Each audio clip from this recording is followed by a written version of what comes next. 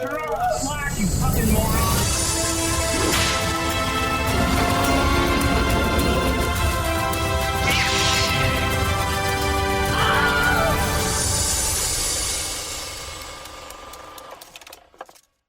Hey everyone, hope you're having a good time. Hope you're having a good morning, afternoon, evening, whatever it is, wherever you are.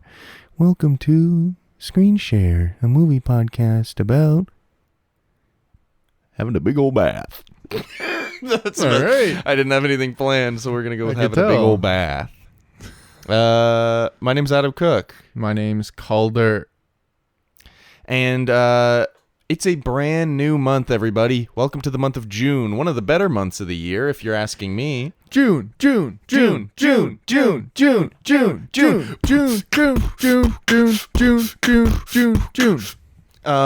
It's my birthday month, so back in March it was Calder's birthday month. How old are you? 24. Too old. For what? To party. That's true. My creaky bones are keeping me bedridden. Move your elbow. Yeah, I was gonna do that. Oh, why are you Donald Duck? No, that was the bones cracking. It sounded like Donald Duck. All right. So it's Sorry for being rude. no, it's okay. I forgive you. That's what friends do. We forgive. But I won't That's what forget. lovers do. That is what lovers do. Well, I'll show you what lovers do later. But last month was our best and worst month. Idea courtesy of Andrea Kaminga. But that was a really good month. We did Cats, we did Space Jam: A New Legacy, we did Booksmart, and we did Close Encounters of a Third Kind. Wow. It's And up a to you reshuffle which of those episode. were bad and good. What the fuck is that? Okay. We decided. We did decide. And it's pretty obvious also. So that was a good month. Really enjoyed that.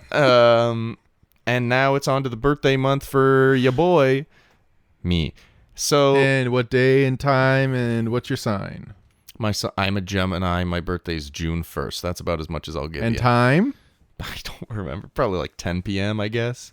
Late boy. Late boy. That means you're kind of a devil's child. This is a actually. weird question. Do you know how much you weighed when you were I was born? like 10, 11 pounds. Okay, it's a big baby. I was 26 pounds think by I the was time like I was 9 6 months pounds, so- old. That's nuts. We were looking at pictures of me, and my sister, who's 2 years older than me, is trying to hug, or not hug, but like hold up this fucking lard baby. She's like a normal size. You're like the baby in this movie. Yeah, I literally was. Which I think, I don't know if I was trying to like pay attention to if there was a name for the big baby. I think it's but just baby. I just wrote big baby. Yeah. What are you gonna do? What are you going to do? So, for those of you who don't know what happens in the birthday months, this happened to Calder back in March. It's happening to me now. We got free reign in our birthday months, baby. And he's abusing it. And I'm abusing it. No. I did have like 4 movies that I had picked for my month, and then as we got closer, I was like, I don't really want to do any of those. The only one that I kept in there was Isle of Dogs, which will be coming up. Because you're a freak for it. I'm a freak in general. Certified freak. I'm more of a freak for stop motion animation is the main thing, but we'll get into that. In that episode, this episode is the first episode of the month. Stop motion animation is just too easy. All right, we'll get Shouldn't count. We're going to get into that, I guess. It's not really like an art form. It's more of like something that they do on YouTube. Here's the issue with this bit. I don't know what you want me to say or do, because like I'm not going to just like move on, but I'm not going to argue because I know you're doing a bit. I mean, like, do you want me to be Question. like, no, why are you saying that? question, which one bothers you more? Fast and Furious franchise is better than the Star Wars franchise? Or the fact that animation is like the devil's spawn? Genuinely, I think the animation thing is bugs me more. Just Because like, the Fast and Furious one's true. No. Because, there are bad Star Wars movies, and there are good Fast and Furious movies. So, like, I'm willing to admit that, like, your little peanut brain might believe that. But the idea that, like, animation is, like, an insignificant art form or whatever. he's doing it. His lip is quivering right now. He's so sad. You want to talk me through how you're feeling right now? Those were my sleeper words. What? Like a sleeper agent, you know, when Yeah, but what were the sleeper words? peanut brain. Okay. Anyway, back into the review. Actually, you okay? You getting a call? Yeah, I think oh yeah, it's cool. My doctor told me that my boner pills are in. So I decided to start off my birthday We're on a month. texting-based Fucking relationship. hell, man. I'm sorry. It's okay. I figured originally I had some other movies starting off the month, but I figured let's start the month off with a bang. I originally had this in our animation month that'll be coming up later this year, but I decided to move it up. And we'll see if that even happens. I mean, they might just ban all animated movies because they're so like... If we don't do an animated month, I want everyone here to know that it's because Calder forced my hand. In what? Into a wood chipper. Let's do Fargo month. Into a paper shredder. We watch Fargo 4 times. I don't like that idea. All right. Well, you're kind of a salty camper then. And then we rank it every time. So this month, or this week, rather. Dude, you've got me all over the place. You're welcome. But this week we're doing Spirited Away, which is a movie that's very beloved by many, and I had only seen for the first time last year. I want to say when did we watch it? Like August of 2022 or something? I got no clue. We watched it. Calder and I both watched it for the first time while we were living together. And I really enjoyed it. Calder fell asleep. I've never slept during a movie in my entire life. Dude, genuinely, Steven and I have been talking about how when we eventually watch Lord of the Rings, there's not a chance you're sitting through them. Yeah, because they're boring. Oh, goodness me. All right, we're not getting started on that. But, elves, trolls, and whatever the fuck else. It don't got cars in it, so I'm upset. That's my... Do you want me to be serious, or do you want me to... I'll be honest. I want to start talking about Spirited Away. All right, then get there. Stop talking about me falling asleep. I am desperately trying. So Calder and I watched it for the first time like sometime late summer last year, and I liked it, but I felt like I didn't absorb enough of it. Why? I don't know. It was a late night. Did you fall asleep? No, I did not fall asleep. All right. Well, I'm just it was checking. mostly like I felt like I paid attention for the first like 2/3, and then like the beginning of the third act, I kind of like when they get on the train and then go and see Yubaba's twin sister, Zeniba. Like that bit is where I kind of like lost track of where the story was going and what was happening. Mm-hmm. So this time I tried to really focus on what was happening, what things meant, what people were saying, and like try to be able to piece it together well. So I think I did a good job of that. And what? Did you like it? And I liked it. I liked it a lot. I think that it's an excellent movie. We'll get into why. But I'd like to hear your thoughts first, because when Calder came over, and like just when we've been talking about these, like this month of movies, Calder specifically said he was excited for this episode, which I took either as he watched it and was surprised by how much he liked it, or he hated it and is excited to make me angry. So here we go. Would you like me to tell you what I think now? Yes. It's good. It's really good. Okay, cool. I don't know, man. What do you want me to say? Your opinion. I want to hear it. It's good, man. Looks good. Like the story. It's emotional. There's some fun stuff. It's really well animated. I don't know. I like the themes. The themes, they made more sense this time. Yeah. It's like when you watch something twice, it's like you kind of get it a little more. Yeah, you kind of get what's going on. I don't know. It's good. I'm glad to hear it. Did you feel this is the only question I'll ask that's like aggressive about your opinion on animated movies? Did you feel watching this like it was a tiny little children's drawing movie for little babies? Okay, so the animated thing is just like a bit.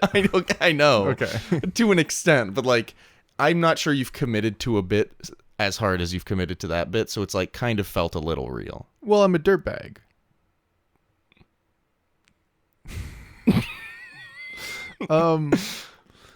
No. It's not, it doesn't really feel like a kid's movie because it's like, it's not like, there's a difference between a Disney princess and this movie. Yeah. This movie's got some like freaky shit in it. Yeah. It's a lot more mature than a Disney movie. If I watched this as a kid, Yubaba would genuinely terrify me, I think. And like the probably stink No-Face as monster well. and No Face and like even the guy with all the fucking arms. Kamaji. Kamaji. Yeah, I love him though. And like this movie's just not about like, I don't know, in a way it's about everything that most animated movies are about because they like tend to cater towards kids where it's like a coming of age thing and whatever. But it's also not about the same shit that those are about where it's like, yeah, this is a coming of age story, but it's so actually I'm gonna read a little quote that I wrote down from Hayao Miyazaki, who's of course the writer director. He's got a movie coming out this year. Does he? Very I forget cool. what it's called. Very excited. But he said, I created a heroine who is an ordinary girl, someone with whom the audience can sympathize. It's not a story in which the character grows up, but a story in which they draw on something that was already inside of them, brought out by a particular circumstance. I want my young friends to live like that, and I think that they, too, have such a wish. And I feel like that kind of sums up the difference between this and other, like, coming-of-age stories, where I feel like a lot of other ones are like, oh, I'm realizing, like, I need to grow up. What it means to grow up, whereas this is, like, she's realizing, like, who she is, and, like, she's finding parts of herself that are, like, much stronger than she thought, and, like, you have two fingers up? No, keep going. This is so I remember I have two things. Okay, cool. But like that should not have distracted you at all. I know. So you stared me in the eyes and put two rigid fingers up. Creak. Dude, genuinely, every time I look at your body, I just like see the skin go away, and I just see the most dense bones I've ever seen. Sorry, that was a weird comment. He's got dense bones. I don't. They're normal bones. Dude, you just touch me with your fingers and I feel like I'm being Who sinks when they go punctured. swimming? Do you sink? No. Were you accusing me of sinking when I swim? Yeah. All right, nice. Because I certainly don't. Yeah, you're a floater for sure. Don't know what that means. But like, I don't know. I think that it really establishes immediately that Chihiro is like she's not very confident. She's very like she's hiding behind her parents' arms when they're like going into the tunnel. She's like freaking out in the car about like moving to a new environment. She just like is very nervous about it, but also her parents kind of treat her like she's a child who can't really take care of herself. She is. She's like 10 years old. Yeah. But then like we see throughout the story like very clear moments of her learning.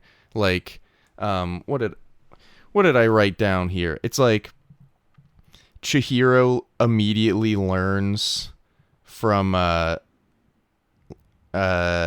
Kamaji that like finish what you started, because she picks up the coal and she's like, what do I do with this? And he's like, finish what you started, obviously. And like it's such a little thing. It's just her throwing a little coal into a little furnace, but like that moment is kind of her doing something all by herself, even though she's scared and doesn't know what's going on. She still does it because she actually believes in herself to do so. And like she's still scared, but we still see her do it. And then like we see her, well, this is technically before that, but like we see her on the staircase so like taking it one step at a time, like, And then she'll like run across the pipe later in the movie. yeah, and it's like you just see very clear growth in her and like lessons learned, and like Lynn, when she meets Lynn, is like kind of rude to her, but it's kind of a fun relationship. But she's like, are you not going to say thank you? Like, thank the boiler man. Like, he's being very kind to you. Like, say yes, please, and thank you to me as well. It's like she's just constantly taught things and then is able to immediately apply them in like the next, I guess, conflict that she's in. I think the other big thing about this movie that separates it is it's not like the parents die and then she has to figure it out. Yeah. Because at the end of the movie, like, Technically, she's nothing's grown. changed. Yeah. Yeah. But she still needs her parents. Yeah. She's not like, oh, fuck these guys. Like, I don't need these fuckers anymore. She's like more grown up, but like her parents are still important. Yeah. Which brings me to my two things. Okay. First, Miyazaki got this idea after Princess Mononoke, which was this movie before. Yeah. And he was like at a cottage with some family friends and he was watching their like daughters play around. Yeah. And at this time in Japan, there was like a huge bubble that like real estate and stocks bubble that popped. I don't know if you have. Did you research this? I like Am I saw the stepping thing on about the stuff? friend, but I don't know about the real estate. So like the economy crashed and Yeah. it kind of was in a crash until 2017. And he was just kind of like, what's going on? Like, everyone during the time of the bubble was like getting very greedy and like that's where the pigs thing comes from. There was Well, a and the quote- gold thing. Like, there's a lot of like overconsumption themes in the movie as well. A quote that he said is, there were people that turned into pigs during the bubble that still haven't realized it. Once someone becomes a pig, they don't return to being human. They instead start to have the body and soul of pigs. And so it's like, that's kind of what he's focusing on, is like trying to teach the younger generation how to be different and like showing them the old traditional ways of like, say thank you, finish what you start. Like, Yeah, it's a don't it's a expect lot these of like shortcuts like it's- the people in the bubble like her parents had, where like the dad's like, no, I know where I'm going, I'm driving my Audi can do anything. Like, this isn't the road to your fucking house. Yeah. Like, why are you going up this road? But you just think you're right because you're arrogant. Yeah. And it's like, there's a lot of like life lessons in the film, but there's also a lot of like there's a lot of push to focus on the things that are like really important. Like, it's like No Face, for example, like, is actually probably the best embodiment of this. He's like a meek, quiet, like reserved spirit, and then he observes everyone in the bathhouse being so greedy, and like Chihiro shows him some like kindness and compassion by letting him into the bathhouse. So he wants to help her. Yeah. She needs a bath token. He gets her 40 of them. And she's like, oh, I don't need them. He's like, why not? You wanted them. And he's like, doesn't really get that. But then he sees like everybody wants gold. So he creates gold. Yeah. And he's like literally consuming people Yeah. to create this gold, and he like consumes one person. Yeah. It's like sort of greed where it's like it consumes one person, learns that everyone wants fucking gold, and just starts throwing gold around. Yeah. And like with each person he consumes, he almost like consumes their greed and it becomes his own. And it's not until like she feeds him the little meatball dumpling thing that he's like, that's all expelled from him and he's himself again. Which like I kind of love that, like he's like the best No Face is the best embodiment of it, but I think honestly almost every character in the movie really is on kind of like a blurred line of good guy, bad guy, or like hero villain. Like Yubaba's the most clear villain, but even she's like, there's moments where she's like working with Chihiro and like tells her good job, and like nobody is like inherently evil in the movie, I feel. And like it's kind of just like the people around Chihiro kind of become more and more good because she's probably the only character in the movie that is so inherently good. Like even Haku, who like I think in the end is inherently good, but like throughout the movie has some down moments because he's like being controlled or whatever. But like even him, it's like the line's kind of blurred, so it kind of makes you zero in on Chihiro even more as like, oh, this is like you getting through this story. Everybody else is kind of around you, but like this really is up to you. I don't know. I kind of went on a bit of a tangent there. But I mean, the movie's basically just about like a kid getting their first job.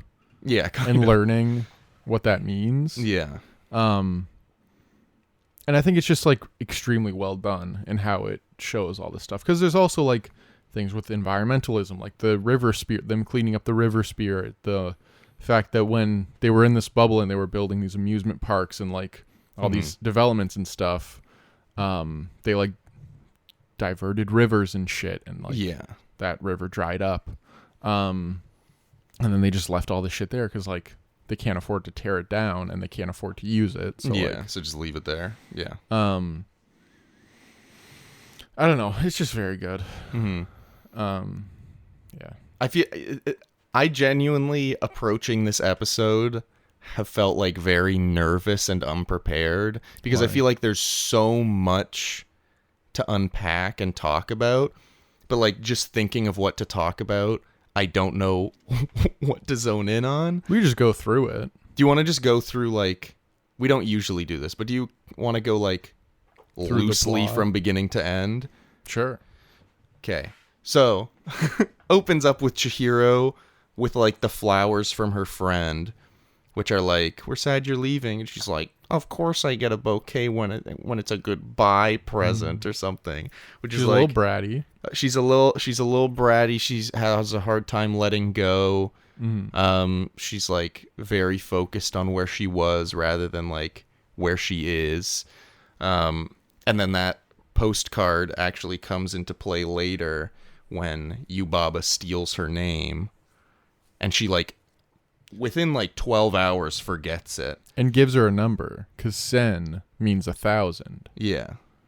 Well, yeah, that's also very like capitalist consumerist, where it's like she steals your name, steals your identity. Now you're just like one of the workers. We should say that Adam watched the dubbed.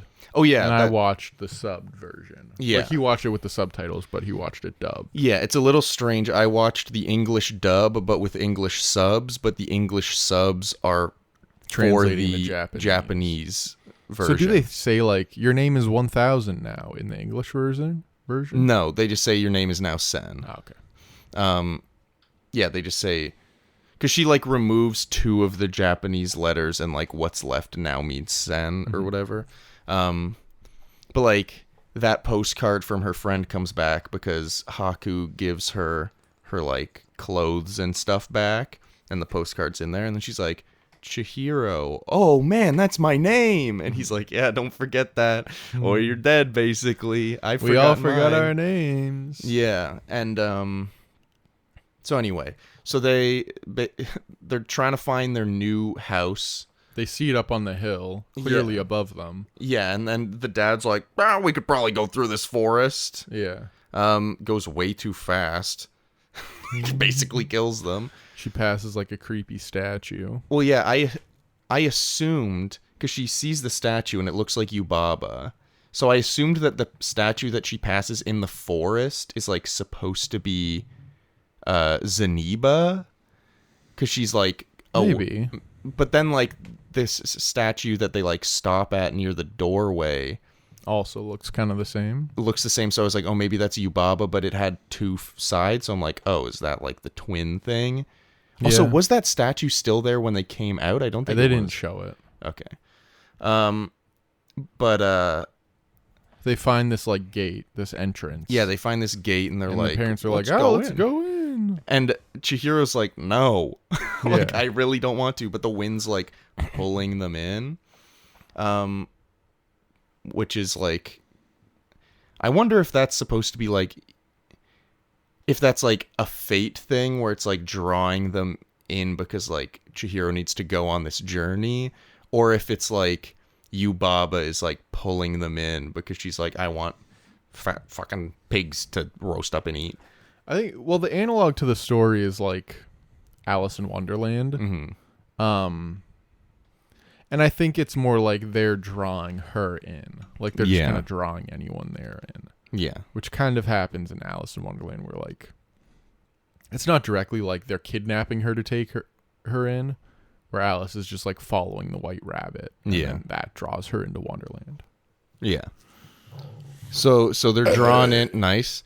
They're drawn in. No one heard that. No one heard that. They go through. It's like this beautiful pasture. The dad's like, this must be an abandoned amusement park. They're like going in. They start to smell food. They go. They're like in this like town square that's all restaurants. They cross a river. They cross a dried up river. Yeah, they find the food, and the parents basically are like, there's nobody here. We'll pay them when they get back. And they just start chowing down. Mm-hmm. Chihiro's like, guys, and they're just not listening. They're just focused on eating. So she like goes, looks around. She finds the bathhouse that says oil on it. Weird. Yeah, No, I really still sure on the second viewing wasn't entirely sure what the oil part was. Because it was Maybe it's also like above Yubaba's door. Yeah, I don't know. Maybe we should look in that. But we're not talking about it on this episode because I don't know. But then she sees the bathhouse and she's like, bathhouse. Which apparently in the Japanese or the original version, she like just looks at it and doesn't say anything because it says bathhouse on it.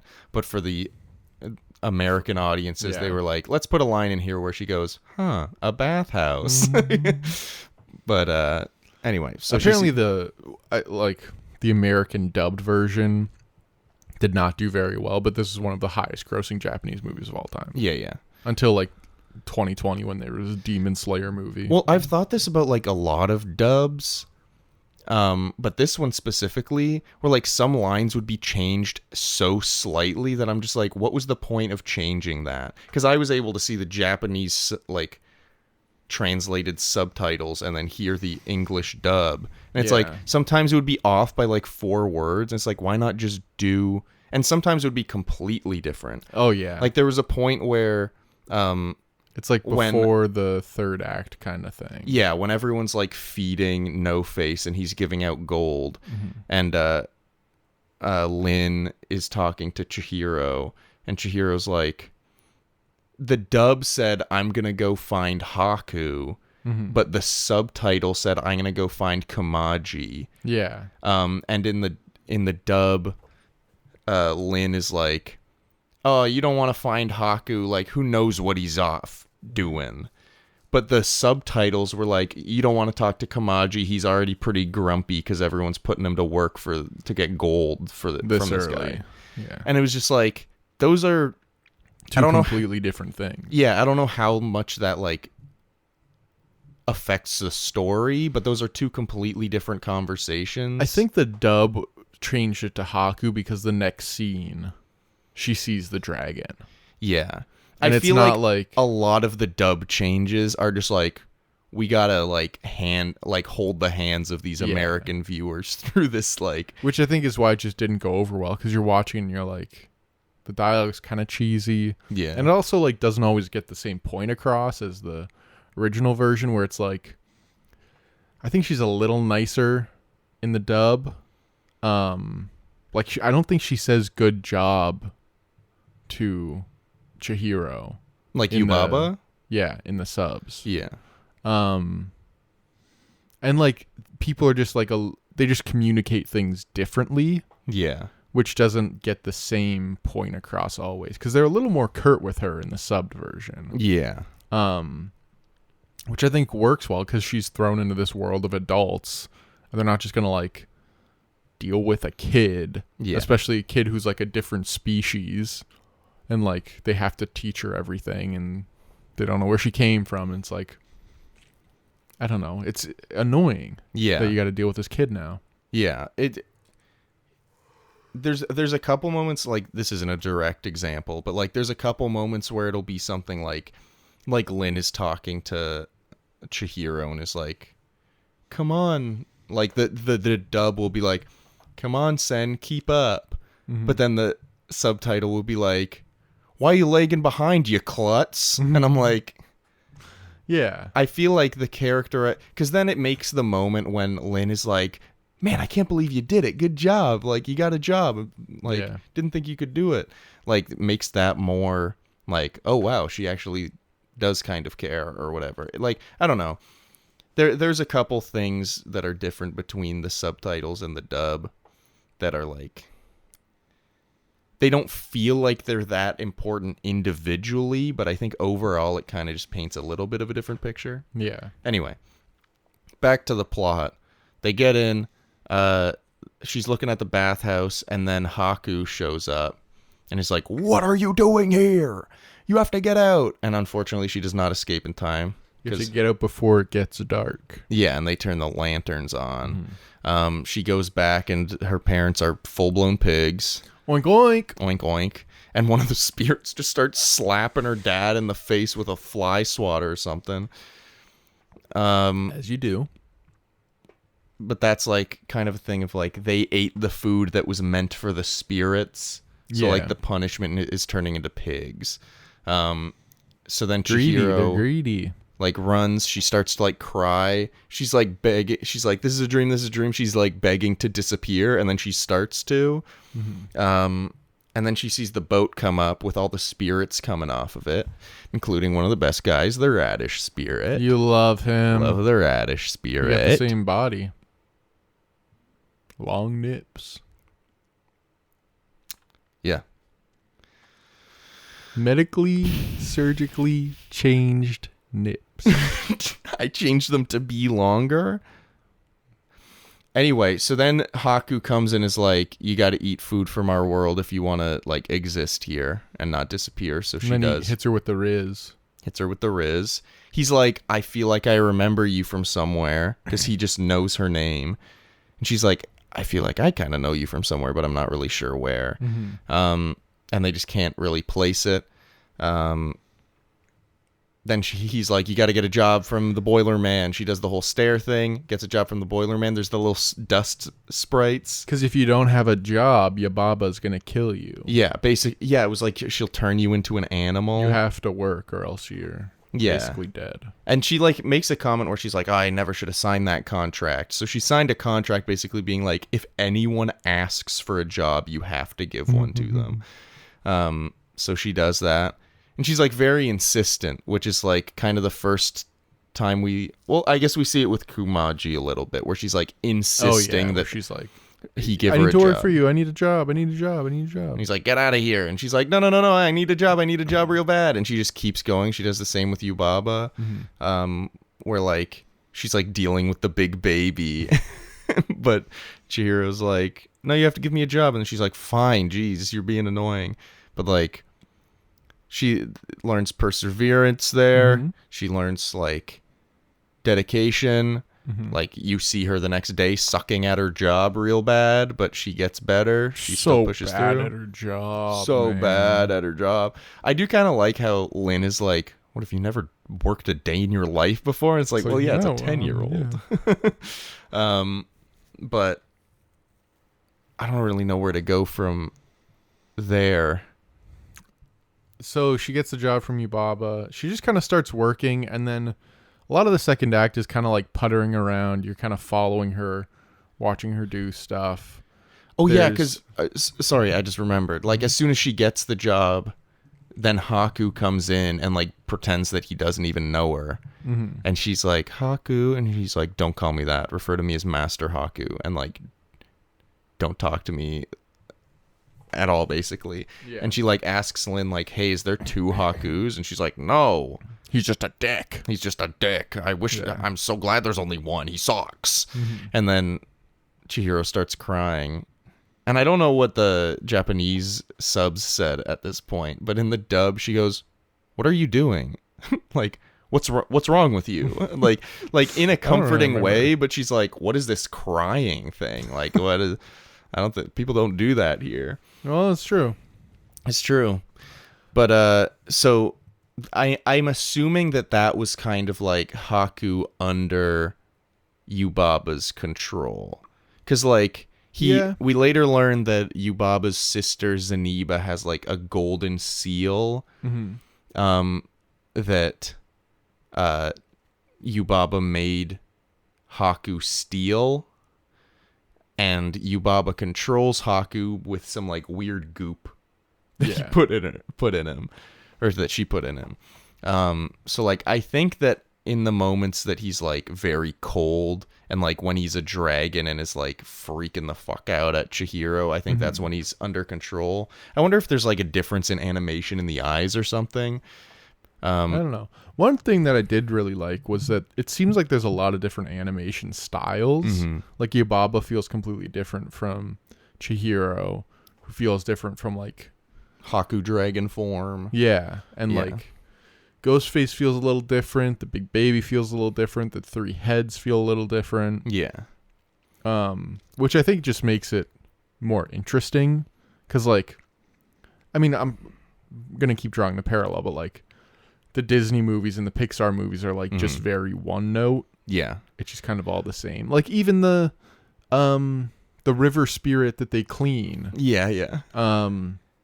He's like one of those Ren and Stimpy or like SpongeBob super close up. Yeah, like a super high detailed like wooden mask with Well, yeah, it feels like aside from like the frogs and toads that are like working there, and like I guess some of the other ladies working there, every character feels like distinctly a different style.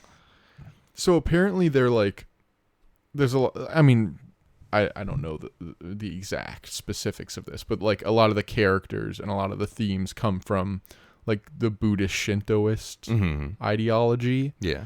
So like someone, and this might be wrong, but someone described it as like us having a movie where it's like Jesus and Santa Claus and like the Coca-Cola bear or something, all in three Christmas related things, all in like a movie together, and they're just kind of like hanging out, and there's like, what was that movie? Like a leprechaun. Rise of the Guardians or something? Oh yeah, with Jack Frost, it's Santa good. Claus, whatever. Do you want me to look it up? Sandman? No, I think it's Rise of the Guardians. We could do that next week.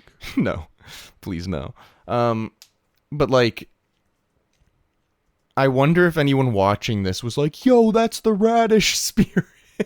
Or like if anybody could actually like point out and recognize, because that would be pretty cool. That had Chris Pine in it. Yeah. And Hugh Jackman. Whoa. Well, why isn't this a bigger movie? Probably because it was probably bad. 74 on Rotten Tomatoes, made 300 on a 145 budget. That's not bad. 145 budget's kind of ridiculous for that, but wow. It's so we've got Jack Frost, Pitch Black, the Easter Bunny, the Tooth Fairy, Santa Claus. Yeah, this is we should not be talking about Rise of the Guardians. Good. Was it a game? Oh no, the game was a. It was wow. It probably had a tie-in game. We should do this next week. No, absolutely not. E. Aster Bunnymund / the Easter Bunny. Do you want me to keep going? No. There's the Sandman. And then that's kind of it. I regret bringing it up. I'll be honest, I regret bringing it up at all. I regret you. Thanks, man. You're welcome. I just to like shift gears here. This episode's just gonna be jumping around to like whatever pops into our heads, honestly. But with the big baby, you liked him, didn't you? I liked the big baby, but I liked how the baby's like, you're bringing in sickness into my room. If I leave this room, I'm gonna get sick. And Chihiro's like, no. And then the big baby leaves the room, is like, okay, I'm not sick, but if you don't play with me, I'm gonna cry. It's What's like that called? Like Munchkins or I guess so. Munchinsons? Fuck, I don't know a single goddamn thing. But like, I feel like that kind of just points to Yubaba is kind of like stripping everybody of their own, like even the one that she loves most, she's kind of like stripping them of their like individualism. Munchausen. Yeah. She's like stripping people of their agency and their individualism and Yeah. like She's like taking her workers' names, making them like like just a number, numbers, like take just their clothes, nothing. take anything personal. And then even with the one she loves most, her big baby, she's like, no, you stay in this room because you're mine. So like only I get to see you. And then later, after Zeniba turns big baby into a little mouse, Yubaba sees the mouse and is like, what is that ugly rat? Get it out of the house. And you see the big baby get like sad.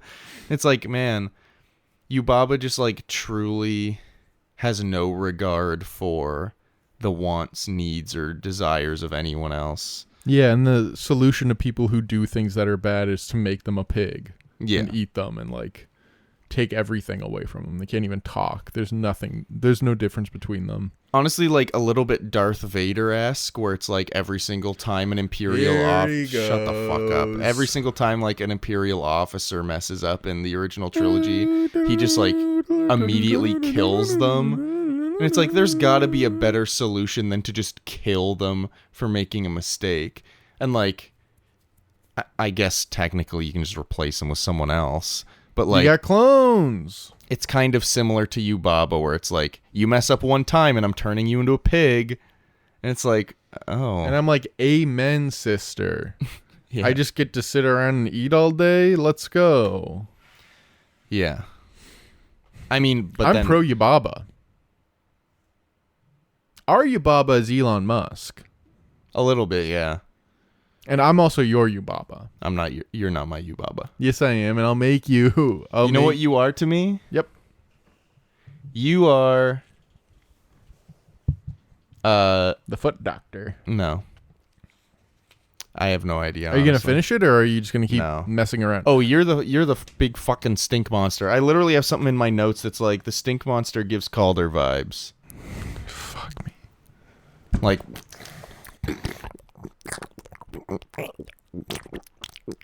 You know, like that's kind of you.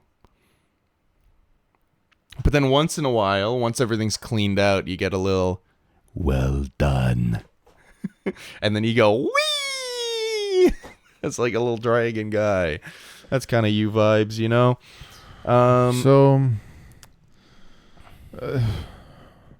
I did kind of really like when the stink monster like gives Chihiro the money, and like she like shivers, but the way they do it is they just like zigzag from her toes to her head on like the edges of her animation. Mm-hmm. It just looks really cool, and I like how she like walks very stiff and everyone's like wide-eyed trying not to offend this guy, but like also they want to puke and die.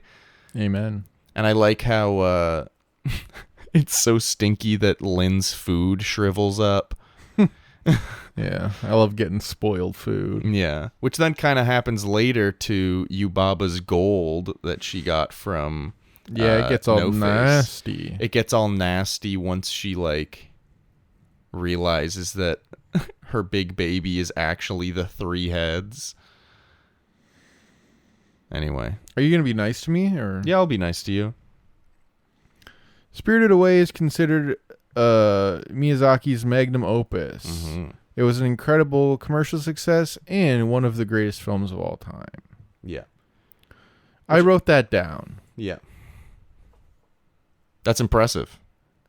It was the second winner of the Best Animated Feature Oscar. And I think to this day, the only only best animated hand-drawn. feature that's hand-drawn. Yeah. The first winner, do you know this? What won the first Shrek. Best Animated Feature? Disgusting. Yeah. That Shrek won. I thought that Shrek beat this.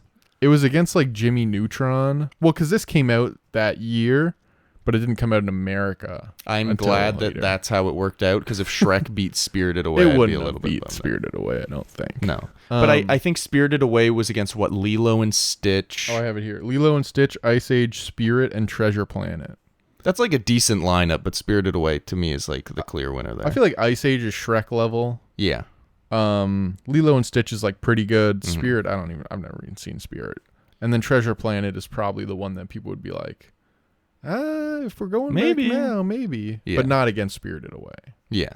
Like, I think Spirited Away wins for the next 100 years if you look back at this Oscar. Well, yeah, if you don't mind me bringing up another accolade. Okay. It was named the second best film of the 21st century so far by the New York Times in 2017. The only film that beat it out. Do you have a guess? Of the 21st century. Yeah. As of 2017. Shit. I'll give you one guess. I'm thinking. I feel like it could be There Will Be Blood. That's it. Okay. Yeah. But and I was like, man, that's like a good lineup. And then I scrolled down and like there were some good movies in there, but like Inside Out was number like 6. That's too high. Well, that's the thing. It was just like, it was a lot of movies that I didn't really recognize. And I was like, maybe 2017 is too early. What? If in the 21st century. I guess. I mean, it probably is, but it's also probably like the thing with lists online is that they build them for clickbait a little more than like their true honest opinion. Because then you can be like, oh, they put Jokic at number 4 in the best players in the league instead of whatever. And like LeBron's out of the top 10. Genuinely, rage bait is like, I feel like half of internet like traffic. Yeah. Yeah. And it's absolute horseshit and it's ruining the entire world, but that's what it is. Can I also just say a few facts? Maybe we go back and forth on facts. So actually, I just said one, you go next. The third film to win Best Animated Feature was Finding Nemo. It's a good one. And then The Incredibles. Oh, yeah. Finding Nemo. So basically, it was Shrek, Spirited Away, and then Pixar for the next 12 years. I think it was 6 out of 10 Pixar from like the first 10. Yeah. And then probably more after that. Yeah. The initial runtime would have been over 3 hours before Miyazaki cut some stuff, because the way Miyazaki quote unquote writes his films is he doesn't write them. He just does the storyboards. Like, he never writes a script. He just does storyboards and like draws out the scenes. And a lot of the time he starts production on the films before he's finished. I have a little quote here. He says, it's not me who makes the film makes itself, and I have no choice but to follow. So like he kind of just starts the movie, gets a general idea of what he wants, where he wants the story to go, starts production, and then kind of wraps it up in a way that feels like, oh, this is the natural kind of conclusion to what we're doing right now. But apparently he had like a lot more that he wanted to put in that was like, he described it as like eye candy, where it was a lot more of the in-between moments, which we still get a little bit of here. Which I actually, going all the way back to the Kimmy episode, I referenced Spirited Away as like when she's putting on her bag and trying to get out the door. Yeah, Kimmy's like trying to put on her bag, or not Kimmy. Her name's not Kimmy. It's Alice. Angela. Oh, Angela. Childs. Yeah, There we go. Remember that. Because you love Zoe. But in Kimmy, Angela Childs, she's like leaving and she puts on her bag, but she puts it on like backwards. So then she like switches it around. And I was like, that's a great moment, similar to in Spirited Away, which has multiple of these moments. But the one I referenced was when Chihiro is like going to meet Haku at the bridge when he's about to like show her the pig pen. Basically, she like puts her shoes on in the boiler room, but like she puts her first shoe on and like tugs on it to make it tight, puts her second shoe on, but just like puts her foot behind her and like taps it on the ground just to like inch it on. It's like little things like that really, I don't know, it just like, there's a lot of little details in this movie that I feel like you miss in a lot of the more Western animated movies. Yeah. Where it's like just little characters doing something, like the mouse and the fly or whatever, the mouse and the bird going over and doing something, or like someone in the back doing something, or like her like tucking her hair behind her ear, or like just these little things like that. Yeah. That you really miss when it's just like CGI characters, like Inside Out, where it's like the models are pretty much set. Yeah. So like with a lot of 3D animated movies, like there's some exceptions, but like with a lot of 3D animated movies, it's very much like there's a clear forefront focus on something. And like maybe there's stuff happening in the background, but it's mostly just to fill it in. Whereas in this movie, it's like I feel like I could look anywhere at any time and something's happening. Well, because they're like they have to draw the whole fucking thing. Yeah. So like they have to keep drawing it. So they're like, oh, what if this happened? And like they can kind of change it, and they're like looking at it all the time, and like they're also not, with the way he writes his movies, not as stuck in terms of like, okay, I've made this script. We can't really change this now. Yeah. It's just kind of like, oh, what if we did this? And it's like, man, sure, draw it. Yeah. It's like it kind of leaves things a lot more open.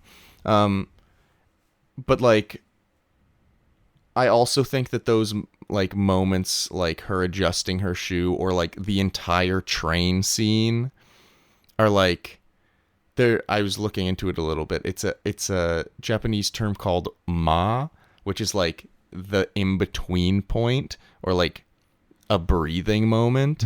The way Miyazaki described it was like, it's like if you clap, the time in between your claps is ma, where it's like without the in-between moments, the clap would just be like constant. And that's not what a clap is. You kind of need those in-between moments to give them significance. And it's like there's so many movies that are just like nonstop, one thing to the next thing to the next thing to the next thing.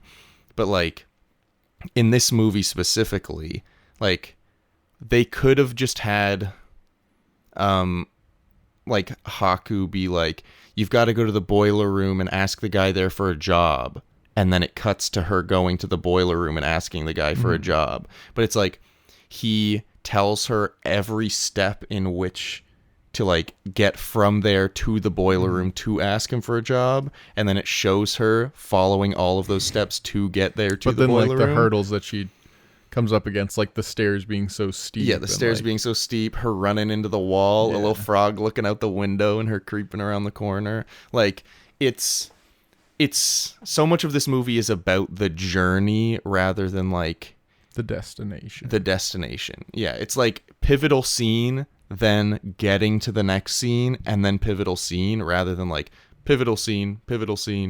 Like, not that most movies do that, but it's very much about like actually seeing the character. Well, it's also like a circular movie. Yeah. And so the destination isn't like she's fully grown, she's fully changed, she's prepared for the world now, like it is in a lot of like the Disney princess movies and like the fucking Transformers shit too. Well, I guess not really as much, where it's like the world hasn't drastically changed at all, actually, at the end of this movie. She's changed.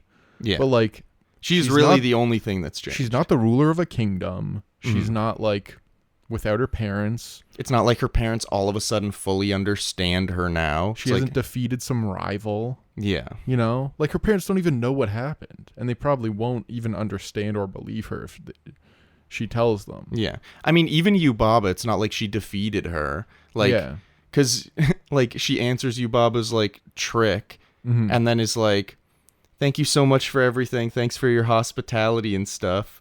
And Yubaba's like, man, whatever. But it's like Chihiro, like, I feel like that embodies Chihiro's growth so much, being like, most of the conflict that has happened to her is by Yubaba's hand, but she's still like, she's at the point where she's like mature and confident and like, but still very gracious, where she's willing to be like, thank you for everything you provided me, regardless of everything else.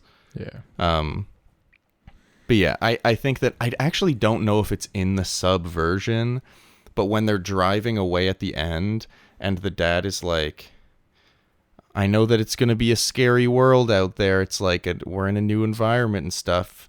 In the English dub, Chihiro has a line where she's like, I think she says, I can handle it. Yeah. I think. And I do really like that line because it feels like at the beginning, when they drove there, it's like she couldn't handle anything. Like she freaked out when one of her flowers got a little crumpled, and she like was so nervous, didn't want to do anything. But now she's at the point where she's like, I've been through so much, and I understand who I am and what I'm capable of now. And it's not like another thing to add to the list of things that it's not her finding a love interest either. Yeah. So she's like, dude, that's the thing. I love that Haku isn't like a person. Well, isn't like her like crush. Yeah. Like she genuinely cares for him deeply. Yeah. And he cares for her, but there's not like, it's not like played as a romantic thing, like, oh, I'm gonna go ask him out or something. Yeah. I think there's a bit of a like crush there. Maybe. Because she's like a girl and she's like figuring out about like guys and like, oh, this guy's nice and like. But it he's feels, a dragon. it to me at least, it feels more like like when she finally remembers Haku's name and then he remembers it. It feels like they're both just genuinely excited that like he's free. Well, it's not about like a kiss. Yeah. It's about just like having this feeling that you don't understand. It's not about romantic love. It's about like mutual love. Yeah. She loves him. If they probably went to school together for like another 3 years, they would probably end up dating because like, that's Sure. what happens with kids. But like, she loves him. Yeah. But like, the movie's not building up to her like giving him a kiss. Yeah, like and I then, genuinely like, think that her if they becoming kissed a before woman he or left, something. I put quotes around woman there. Yeah.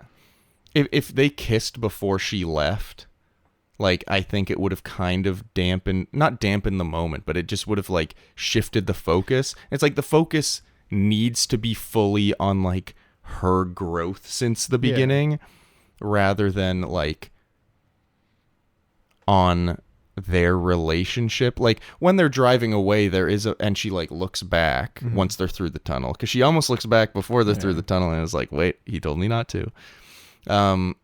But like when she's looking back once they're through the tunnel, and the music, man, we'll get into that later. You're telling me later. We're an hour in. I don't know, man. So much. I feel like I haven't covered anything I want to talk about, but like it's very much.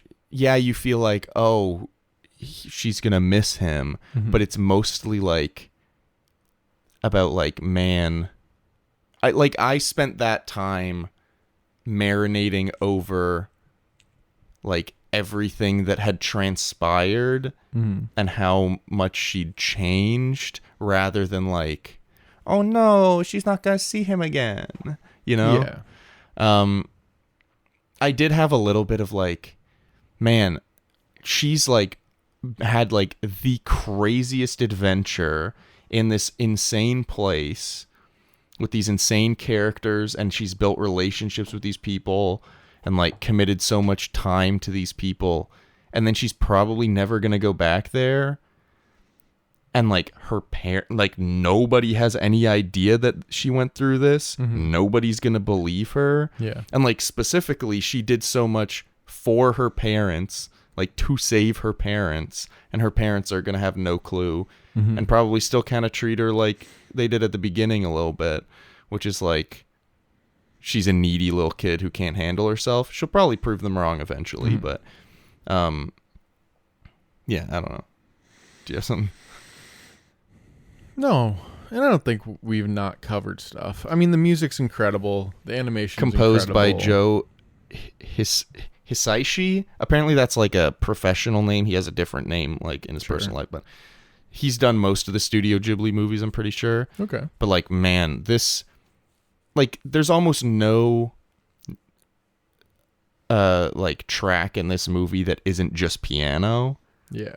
But like it just like the It's all like perfect somehow. bum, bum, bum, bum, bum. I don't know how Like, that's how it happens to be perfect the entire time. yeah, that's something that boggles my mind about music. Is just like I've heard the piano a million times, but those notes in that order at that time just like instantly evokes an emotion, and I'm like, how? Well, that's the thing about like movies in general, where it's like Yeah, you can pick all the pieces. Like you can see a screenshot, you can like even just see the moving footage, you can hear the thing, whatever. But like when you put it all together, that's the magic. That's the like bubbling cauldron of like I was gonna say emotion. stew. Yeah. Like carrots are fine, broccoli's fine, broth is fine, chicken's fine. Toss them all together. I love just Goodness me, I drinking love a good cup of stew. broth. Lukewarm broth. Let's ask some questions here. Sure, go ahead. While you're asking questions, I'm gonna look through my notes, make sure I'm not missing anything. What's the best thing about this movie? I've got some thing about options. this movie? Okay. Characters. Could be a specific character, could just be in general the character design, something like that. Animation, music, themes, plot.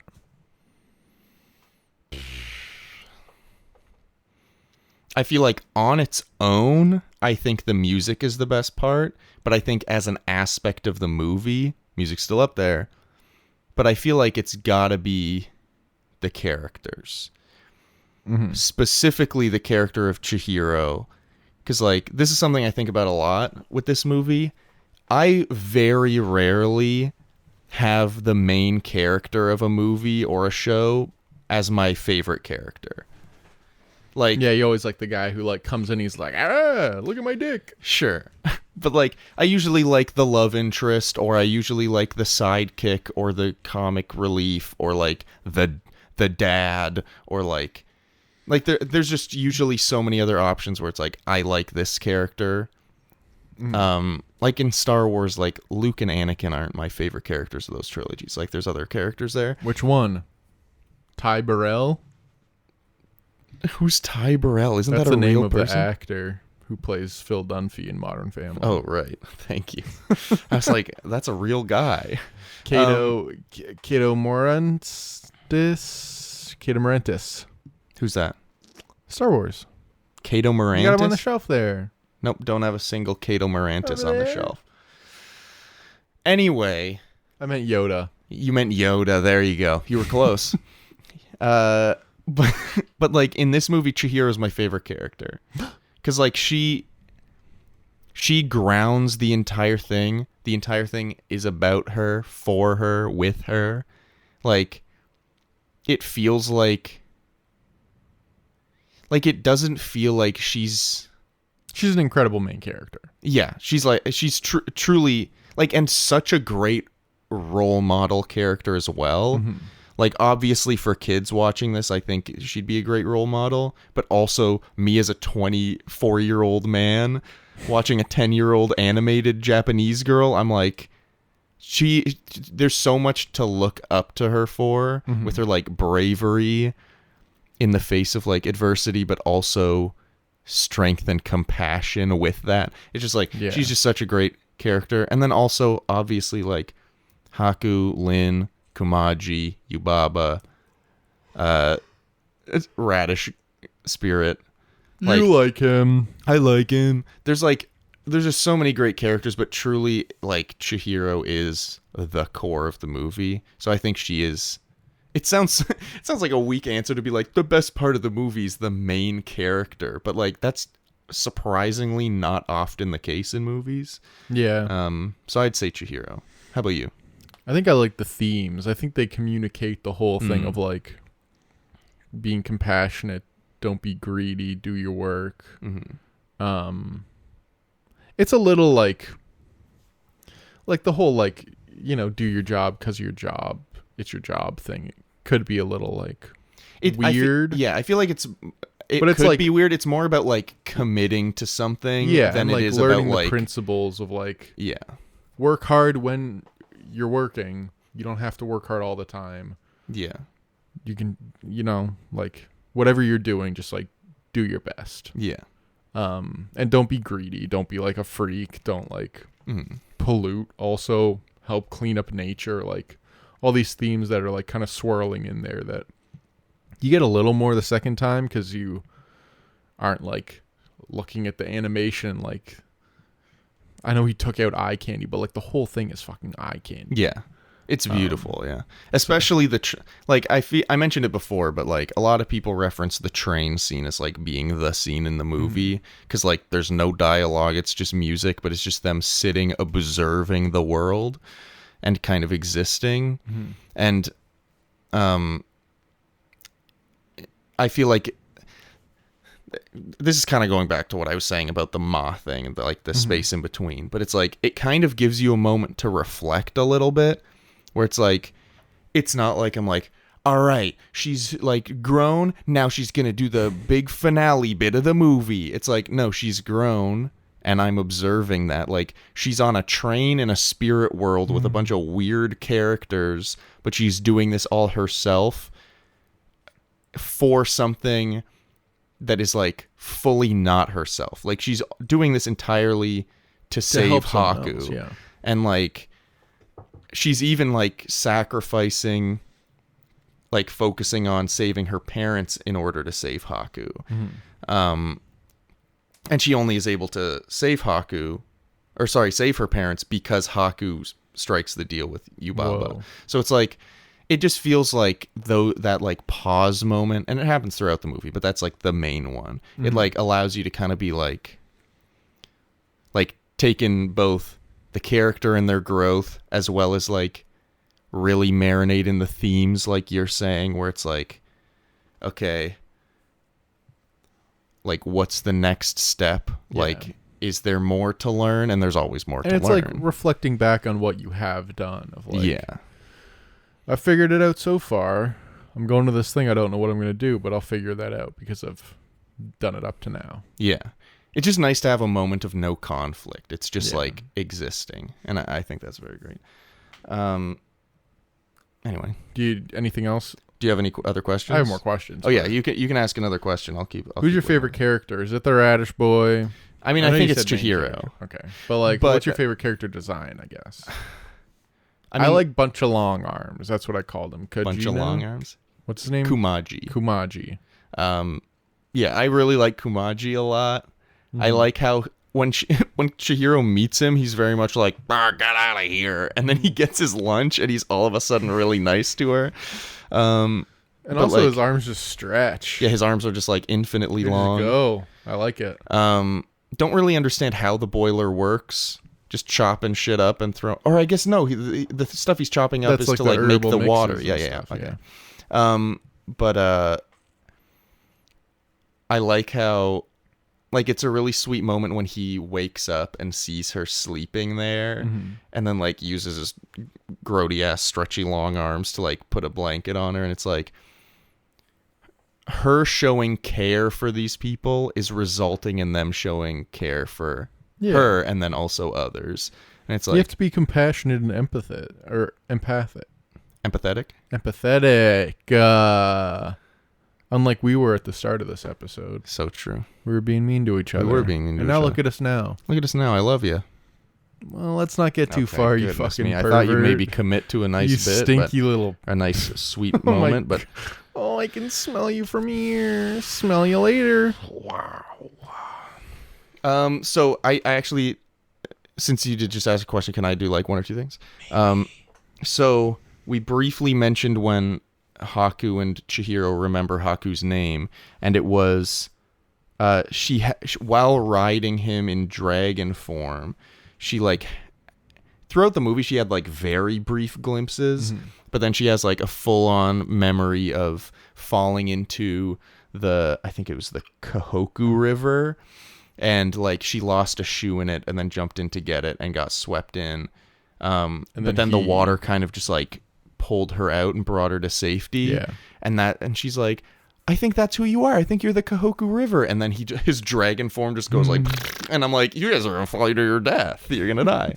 But then apparently he can float. But Because they figured out their names. yeah, they were both free. She knows she's Chihiro. He knows he's spirit of the Kahoku River, I guess.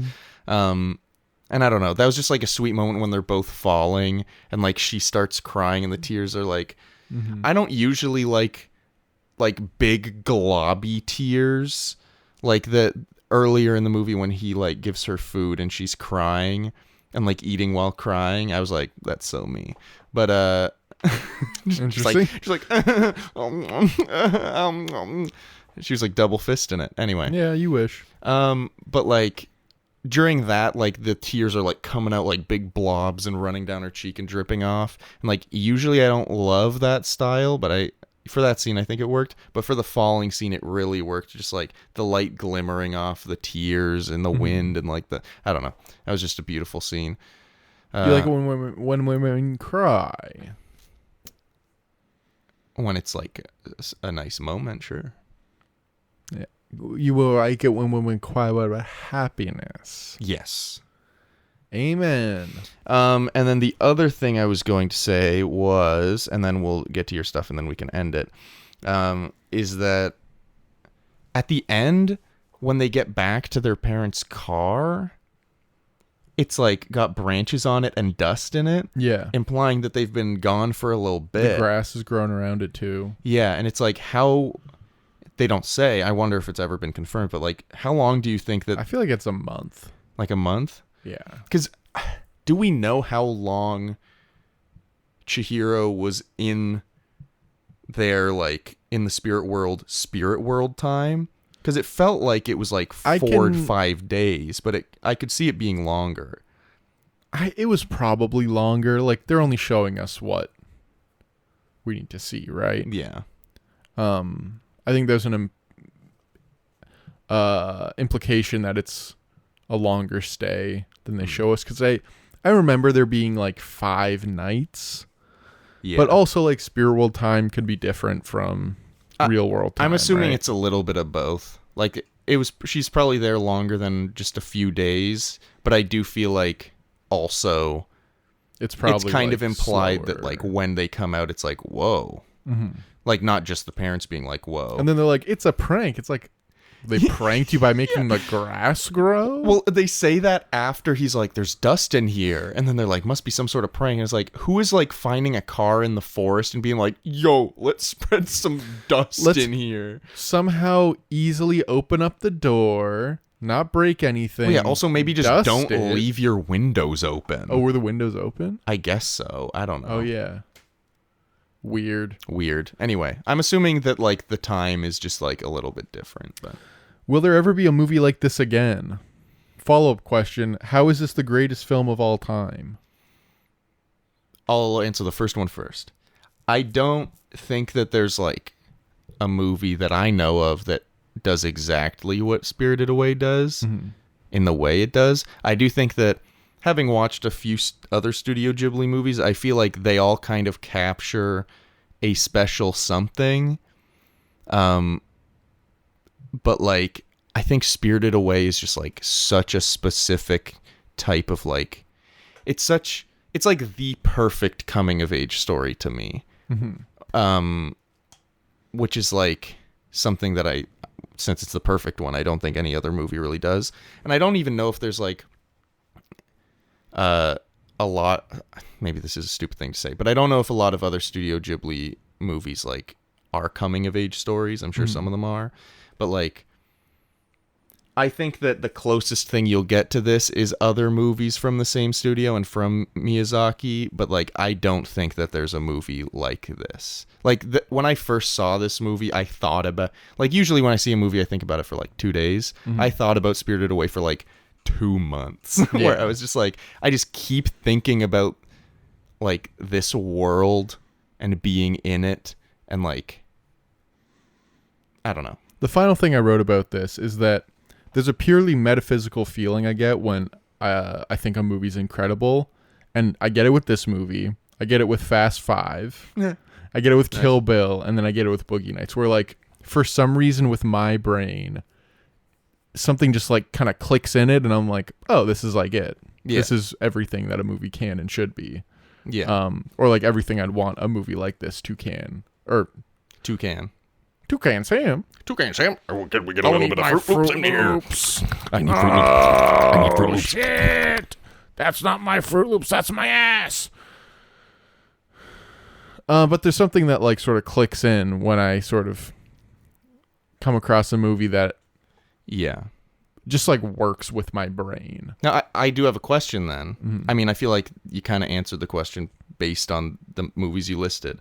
But would you say out of the animated films you watched that this is the best one you've seen? Yeah, probably. Maybe this or Spider-Verse. Okay. And I'm sure there's a bunch I'm kind of forgetting. Sure. I mean, liked so Inside many. Out when I watched it. I've only seen it once, though. Yeah. Other animated movies that I like. Because when I looked at our spreadsheet and was like, I got to put animated movies down for Animated Movies Month, this was the first one that I put down. Mm-hmm. And then when I was like, oh, I kind of want to take some out of Animated Movies Month and put it into my birthday month, this was the first one I switched over. Mm-hmm. So I think that, like, given that, like, I have other animated movies I like a lot. There's other animated movies I think are very good. But, like, I don't think there's any that... And I've only seen this movie twice. Mm-hmm. And I've only seen it with the dub. Both times. Both times. So, like, there's still room for this movie to grow even more, like, in my mind. But even where it's at right now, it's just like, man, there's just so few movies that capture what this movie does. So let's talk Adam Driver. Well, first you asked, what was the set? Because you asked, how is this the greatest movie of all time? greatest talked movie about of all time. I guess we kind of covered that as well. Yeah, Adam Driver. Adam Driver. I feel like this is a kind of an easy one. I don't really want him, especially in the subbed version, Sure. to like, I don't know. I just feel like big celebrities with like distinct voices doing animation isn't always great. Yeah. I liked it kind of in Spider-Verse. But It like with the really Pixar depends, stuff, with some of the like Wes Anderson stuff, it just like doesn't fit for me for some reason. Yeah. So I said like the dad, because the dad's kind of a nothing part, and I Sure. could see him just being like a dad, you know? Yeah. Like Christian Bale's in Howl's Moving Castle, and that kind of Yeah, I found that out recently, in. and Yeah. I was like, oh, because I've seen that movie, and I was like, Hillary I really likes never that one. realized that. That's Matt, like our mutual friend Matt, not my brother Matt. We I would don't know why I never needed talk to about clarify that freak. But I'm pretty sure Howl's Moving Castle is Matt's favorite Ghibli one? Ghibli one. Maybe Princess Mononoke. I haven't seen Princess Mononoke. Princess Mononoke is Olivia's favorite. Ooh. And then I think Spirited Away is my favorite. So Yeah. there's a bunch of good ones. But wait, what was the question then? What Adam was it? Driver. Oh yeah. Kumaji? Well, I did just quickly want to say on like the celebrity voice thing. It really I feel like it really depends. Like some are able to, like Chris Pratt in the Mario movie. I was like, that's Chris Pratt the whole time. Oh, really? I just kind of didn't realize it. Because he's doing he has such a nothing voice. Like, I guess so. I mean, I never was just like, hear that's Chris the Pratt. character. I never hear or look at Chris Pratt and be like, that's Chris Pratt. I guess Because so. he's such like, But I mean, he's like, such a bland guy, you know? but like, but then Charlie Day Mm-hmm. in the same movie, like he has a very distinct voice, way more distinct than Chris Pratt, I think. Mm-hmm. And he was mostly just kind of doing his voice. But like when Luigi was talking, I was like, no, that's Luigi right there. Like it kind of depends. We'll get into it with Isle of Dogs. There's a lot more a lot of celebrity celebrity casting in that. As for where I'd cast Adam Driver, I did quickly want to say, I forget what the Ghibli movie is called. It's one about like planes, but I didn't realize until the movie was done that the main character was voiced by Joseph Gordon-Levitt. So like that's just a fun example. I like that. Sometimes they just blend in and it's fine. But I'm gonna cast Adam Driver in the Three Heads character, Oh, it's just, where he just can go. nice. I like that. I just feel like that would be funny. And then rank. This one's gonna be interesting. Why is this going to be interesting? What? Why do you think this is going to be interesting? I mean, I don't know why. I mean, you did just spend the whole time praising the movie, but I still have this weird feeling you're going to put it at like 14. What do you think? What would you put it at? I genuinely haven't thought about it yet. So let me look. Oh man, I don't want to put it below most of these. I feel like this is such an easy one. What? I feel like this is easy. 1? Yeah, it's number 1. Really? Dude, I wanted to put it at 1, and I was like, This is number 1. oh, hell yeah, man. Dude, I genuinely was like, I want to put this thing at 1. I was This is looking at the incredible. list, but like, I was like, there's not a chance Calder puts it below Police Story. Like, I don't know. Wow, I'm shocked, baffled, amazed, but like, hell yeah, man. I guess the bit's over, huh? What about you hating animated films? Yeah, dude. Yeah. This is ridiculous. This is so good. Dude, dude, now I feel like free. Like obviously I've been like A weight's been gushing lifted about off the your movie already. shoulders. Yeah, but like I feel free to be like fully committed to like how much I love this movie, because I was like, I don't know, it's not that I was holding back before. I certainly wasn't. But just like, yeah, man, this is like one of the best movies. This is I've seen. incredible. Yeah, it's a great film. Yeah. Which like, dude, I truly thought you were gonna be like, this movie's mid, considering you fell asleep the first time. Well, I fell asleep the first time because I was high out of my mind. True. And here's the thing, I was as well, and I think that's why I had trouble following the plot. This time I wasn't. Followed the plot a lot easier. My first note that I wrote about the movie, I thought it was something else. It was actually off rip. Dad trusts his Audie too much. He's self-confident and arrogant. There's no way that's the entrance. I don't know what that means. What the fuck does that mean? I thought I wrote like off rip, already incredible, which I didn't write. But that's what I thought. Well, because the music kicks in, you Dude. you see her like looking through from her point of view, and you're like, oh, this is it. Yeah. Literally the first like note that I wrote down was, off the gate, the music is stunning. Yeah. And there's just like a lot of that in my notes for the movie, where it's just like, this moment is absolutely like beautiful or insane or crazy or whatever. I like how you mime out typing it. Out typing really like nobody types like this, but his hands are crossed with his phone, like pretending his phone's cradled in it, then waving his thumbs around. yeah, For the audio listeners. which is all of them. Can I just read my overall thoughts note and then we'll Sure, wrap yeah. up? Spirited Away is a beautiful story about a young girl in a mystical world where she learns to believe in herself and how to live with confidence and a strong sense of self. I said the same thing about 4 times in one sentence there. I love this movie. And then I also wrote, because we haven't said almost anything negative about the movie. Do you have any negatives? Because I have only one, and it's like a half negative. No. Okay. What's your negative? Just that, like, I think from like Chihiro arriving at Zeniba's to the end of the movie is like a little quick.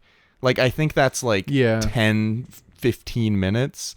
It's like, it felt like I needed 10, 15 minutes from when like She leaves Zeniba's?